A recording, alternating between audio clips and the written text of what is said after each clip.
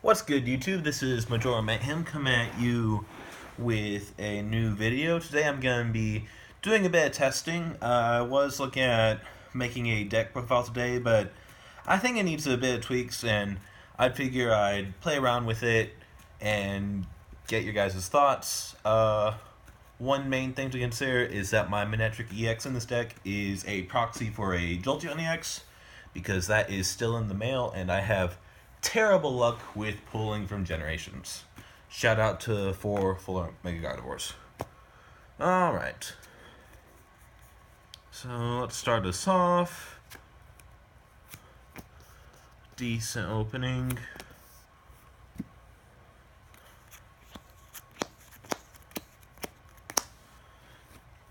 Okay. So Mew and Oddish. It's pretty good start to the deck, as you guys can already guess. The deck does involve Vileplume. Just get those nasty locks out pretty fast. Okay, so draw for turn. That's not a card I wanted to see. Okay, so Ultra Ball, away a Vileplume, an AZ. AZ is in the deck, as I'm sure most of you Vileplume players already know, so that I can turn off Vileplume during my turn. Just bounces it back to my hand, I can get off all my item cards, and grab a Shaman, and then just drop it all down if I still have Forest up. A pretty solid supporter. You generally try to run a smaller supporter count in this deck, and that is one of the things I'm looking at, is cutting down on my current supporter count. So just go and grab ourselves a Shaman. Before you play that, play, as said, Forest of Giant Plants. I think, yeah, attach a DCE to the Mew, and then Shaman for 5.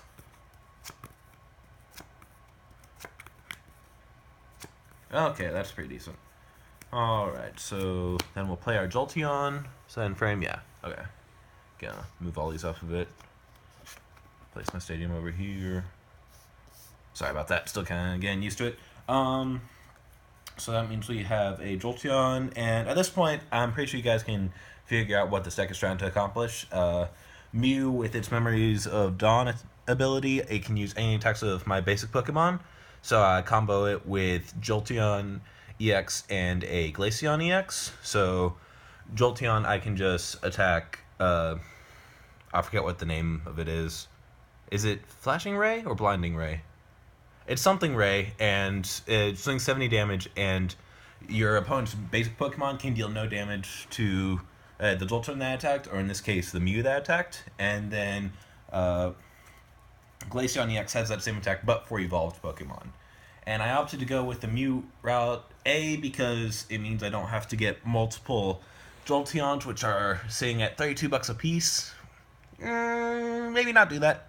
But also, it gives me a lot more versatility. I don't have to swap into the Glaceon or into the Jolteon, because I can use both of the attacks from the Mew. Because I play DCE and Rainbow Energy, which allows me to cover the cost for both of the attacks, and also the usual play Dimension Valley, knock a cost off shenanigans that Mew has become famous for. I'm gonna play a Transmail.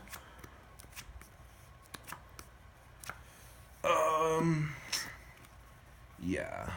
Well.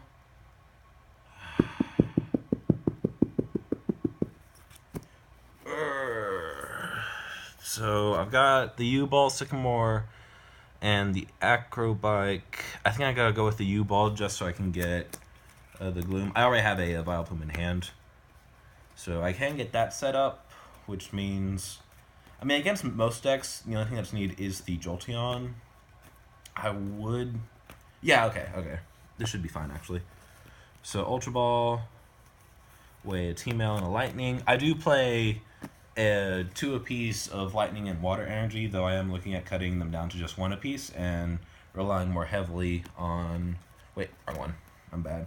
Relying more heavily on my Special Energy. The issue with that, I feel, is there's a lot of Special Energy hate in the game right now, and Interesting thing, I don't know if any of you guys follow the Charizard launch, but I've been watching, and apparently Aegislash has been doing pretty well in there, just because of the shenanigans that Bronzong Break allows for.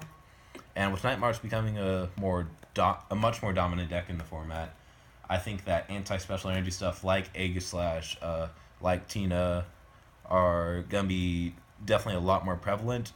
So it is a techier choice to focus more on the basic energy, but it's one that could also keep me alive in a tournament condition. Go ahead and drop the Vileplume, so we're under item lock, and Pro Play Sycamore, and that is excellent. So play the Glaceon,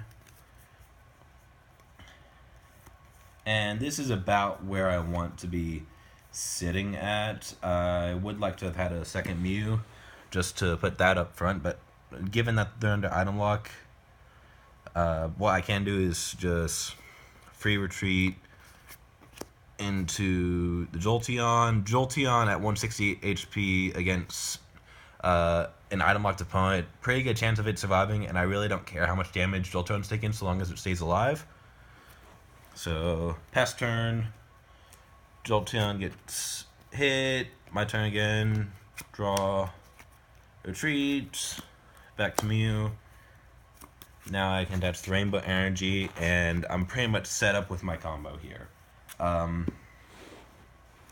Just being able to lock out my opponent's basic Pokemon and their evolved Pokemon from dealing any damage to my Mew. They're under item lock, so the only thing they can hear is a Hex Maniac or a Lysander, and under item lock with me dealing 70 damage each turn, it's just gonna be unlikely for them to break that. I mean, it's gonna happen. I know it's gonna happen because I'm playing this deck, because I'm playing a locked deck. It's gonna get broken.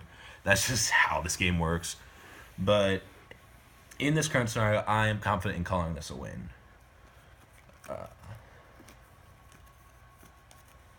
Quick look at our prizes. Mew. Okay. Well, the 2 Rainbow Energy hurts, but I hit it, so that's fine. Okay. Real quick, I'm gonna go through what I've got for the deck right now. Do have the Jolteon on the way, so you don't have to worry about future videos with me running around with the Manectric again. Okay. So, start us off, the Mew.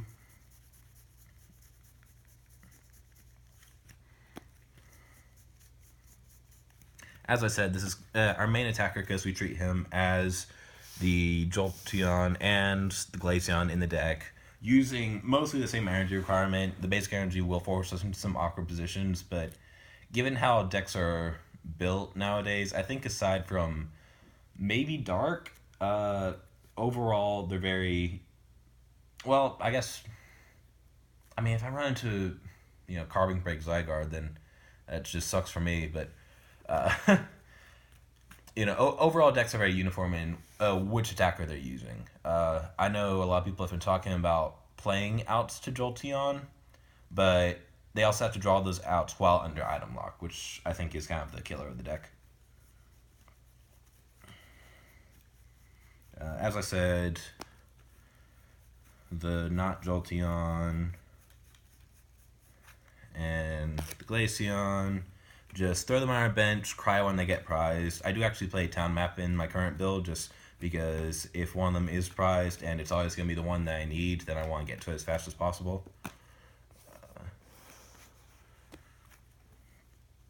Just the 1 copy of Shaman, because kind of my current setup in the deck is I want to be starting out with 1 Mew up front, 1 Mew on my bench, the 2 Eons, and then a Vileplume, which left me room for 1 more space, so I just decided to play the 1 Shaman. Gave me some extra draw. I mean, you saw it got me into basically my setup during the practice round. So, pretty good. I mean, if they Lysander out, they Lysander it out, but honestly, if I'm in my opponent's position, I'd rather Lysander out something like a Glaceon to stall my opponent out rather than try to take the 2 prizes. Vileplume, I think with the new, what's it called, the Pokemon Ranger card coming out, on top of us having that new Marowak from Fates Collide, I think this is definitely going to eclipse Seismitoad as the item lock card of the format. I mean, you can already see that now, mostly in expanded stuff, but I think it'll definitely also pick up some steam over here in standard. I just play the 2-2 line, which honestly it's been pretty consistent for me. That wasn't that I was right about. I played a 3-3 line back in Vespiquen Vileplume just because you want the extra cards to just toss away so you can start hanging your numbers off of Vespiquen. But in this build, since I only need to really build the one line and sit on that, then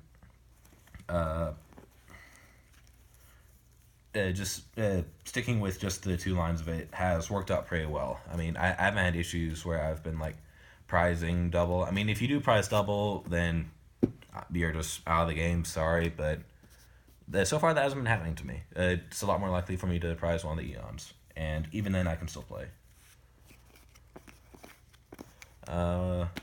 That's the monster lineup. Here's kind of why I wanted to talk to you guys about the supporter lineup. If you'll give me a moment to grab those out real quick.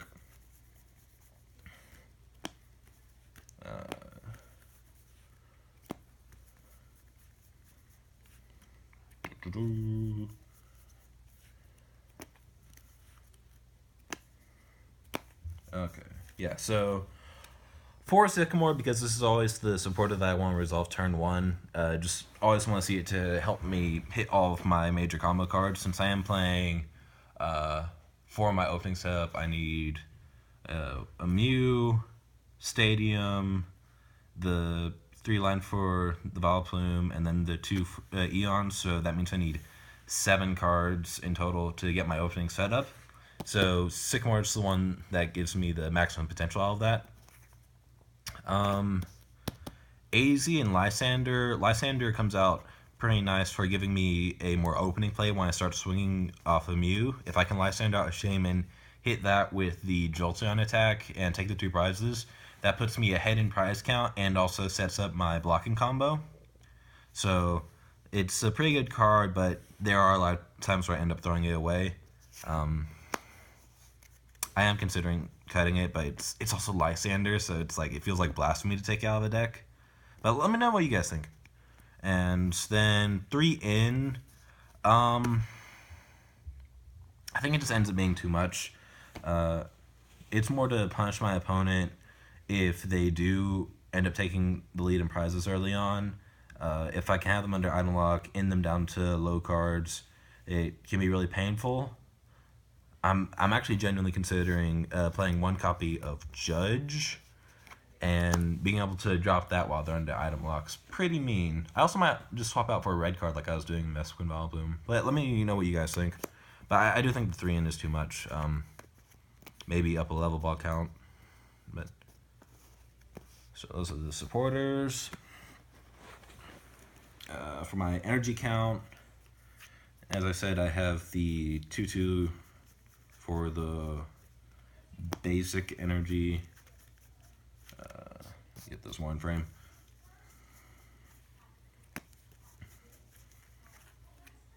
As I said, I think there is going to be a lot more special energy hate going in. I don't have to worry about hammers just because of item lock, but other stuff, Zero Sick, Tina, just cards that hurt Night March are going to end up hurting me, unfortunately.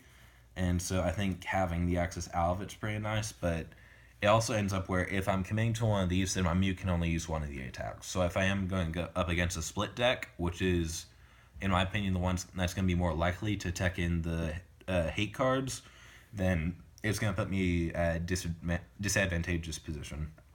So maybe cut it down to just 1-1 of the pretty energy, but I'm not sure. Let me know what you guys think.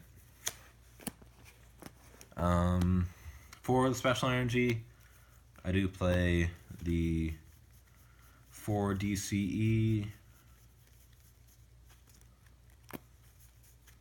and the 4 rainbow energy. DC and Rainbow's just the best thing to throw onto Mew. It leaves at 40 HP, which kind of sucks if I'm going up against something that does, place damage, counters damage. Like, if I'm going up against bats, that's a really rough matchup for the deck. But it's still, against most things, this setup allows me to basically decide what my opponent cannot attack with. And if I'm deciding how my opponent's playing, that is a position that I want to be in.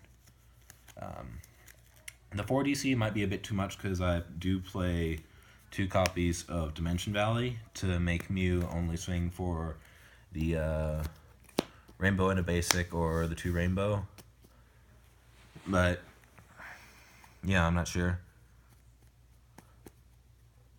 It could also be argued for just drop the D Valley entirely because the DC makes it where I only have to take up 2 turns to play it. So, there are arguments to each side.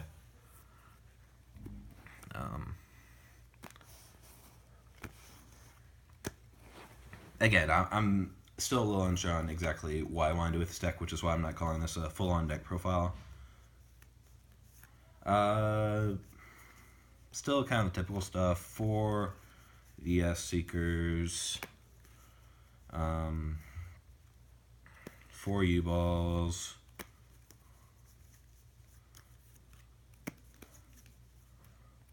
4 Trainer's Mails. And because this is a turn 1 setup deck, I do play 4 Acrobikes. Just gotta go fast. You just need those quick setups. Also, I think that entire line's fine. These 16 cards, they help speed up any deck tremendously. 2 level balls so that I can hit my Mew and my baby Vileplumes.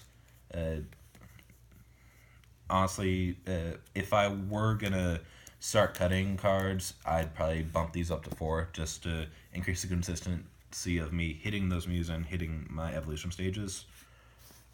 For my one-off items, Town Map and Switch. Switch is if I open up with a plant or if I open up with a Shaman or a Glaceon. The Mew and the Jolteon all have free retreat, so it does kind of argue for cutting that. And I have also considered playing just straight up a Floatstone instead. But also, Floatstone doesn't come in secret rare, so there's that argument. But seriously, it is for that turn 1. I opened up bad because Pokemon. And Town Map is just so I can hit my evolution stages and my prized Eons, because they're always going to get prized. And then the 4 forests, it's Vileplume, you have to play 4. It's just no choice in the matter. So that's the build I've been testing with. Let me know what you guys think down in the comments below. Thank you very much.